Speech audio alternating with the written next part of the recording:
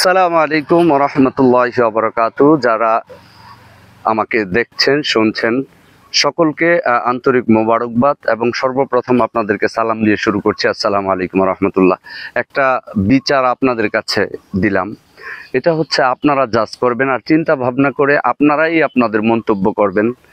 আপনারা জানেন যে বরিশালের সিটি মেয়র নির্বাচনে সেই ফেসিবাদ সরকারের আমলে নির্বাচন করেছিল বরিশালে সিটি মেয়র হিসাবে শায়েখে চরমোনাই মুফতি ফয়জুল করিম হাফিজাহুল্লাহ নির্বাচন করেছিল। নির্বাচন করার পর অন্যান্য জায়গায়ও নির্বাচন হয়েছে, সিটি মেয়র নির্বাচন হয়েছে, সরকারের পতন হলো।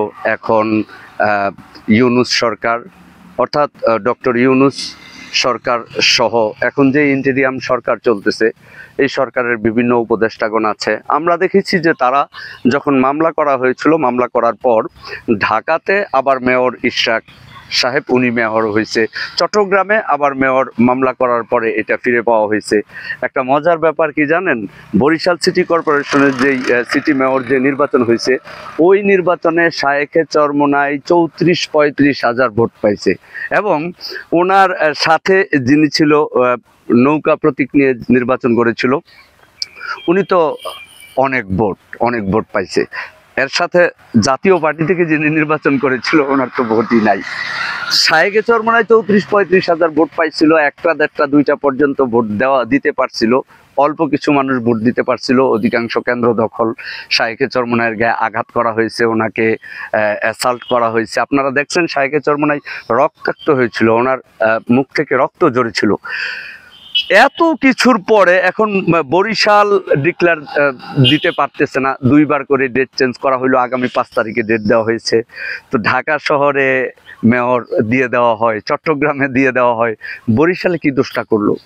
আর বরিশালকে নিয়ে এত মন্তব্য কেন? এত মন্তব্য করে কি লাভ? আপনি ঢাকা নিয়ে কোনো মন্তব্য নাই, আপনার চট্টগ্রাম নিয়ে কোনো মন্তব্য নাই, যেই বরিশালের ব্যাপার চলে আসলো এখন বিভিন্নজন বিভিন্ন মন্তব্য করে, বিভিন্নজন বিভিন্ন কথা বলে, আর বলে যে এই সরকার কোনো কিছুর বৈধতা দেবে না, বা এই সরকারের আমলে হাসিনার সময়ে যারা হারছে তাদের ব্যাপারে কোনো কথা বলবে না। এইগুলা কি রে ভাই?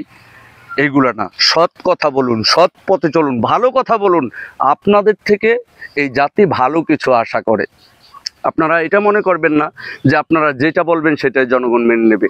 ইসলাম বিরোধী কোনো কথা, দুর্নীতিযুক্ত কোনো কথা, খারাপ কোনো কথা, এটা কেউ মানবে না, এই দেশের জনগণও মানবে না। এখন দেশের জনগণ সচেতন, তারা যাকে চায় তাকে ক্ষমতায় বসাবে, যাকে চায় তাকে ক্ষমতায় বসাবে। কিন্তু আমাদের চাওয়াটা কি থাকবে? আমাদের চাওয়া থাকবে ভালো, আমাদের চাওয়া থাকবে সৎ ব্যক্তি, আমাদের চাওয়া থাকবে যোগ্য ব্যক্তি, যারা দুর্নীতি করে না, লুটতরাজ করে না, রাহাজানি করে না, মানুষের টাকা পয়সা মেরে দেয় না, টিন চুরি করে না, গম চুরি করে না, চাউল চুরি করে না, ওই সমস্ত ব্যক্তিদেরকে আমরা নির্বাচিত করতে চাই।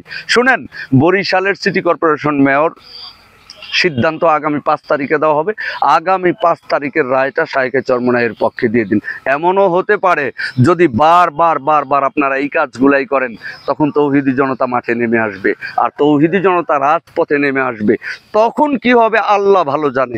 এই জন্য বলতেছি, সৎ যোগ্য প্রার্থী শায়েখে চরমোনাই মুফতি ফয়জুল করিম হাফিজাহুল্লাহকে 5 তারিখে বরিশালের সিটি মেয়র হিসেবে ঘোষণা দিয়ে দিন।